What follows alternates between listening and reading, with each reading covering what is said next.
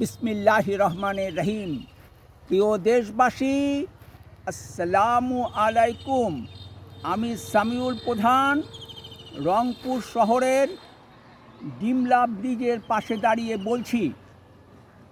High court বিকেন্দ্রীকরণ সংক্রান্ত সংবিধানের ৮ম সংশোধনী মামলার শুনানি আদালতে চলাকালীন সময়ে প্রশ্ন উঠেছিল, সংবিধানের মৌলিক কাঠামোতে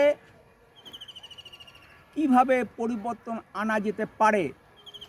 জবাবে বলা হয়েছিল, জনবিপ্লব সংবিধানের মৌলিক কাঠামোতে পরিবর্তন আনতে পারে।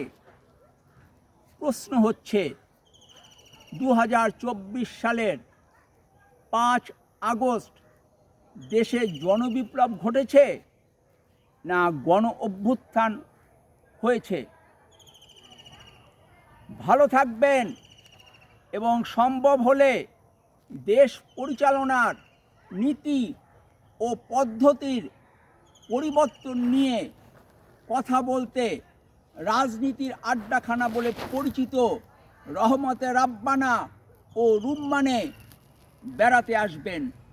ফিয়ামানিল্লাহ, আল্লাহ হাফেজ। বাংলাদেশ জিন্দাবাদ।